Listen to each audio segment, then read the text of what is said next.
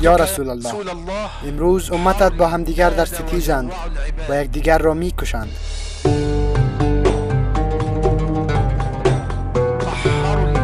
در مقابل یکدیگر تفنگ میکشند و جزای ریختن خون ناحق را فراموش کردند.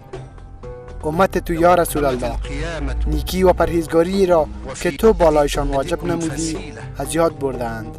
امت تو یا رسول الله از یکدیگر میترسند و در حالی که ایشان باید از خداوند بترسند. امت تو یا رسول الله در بین خود کشتار و خشونت می نمایند.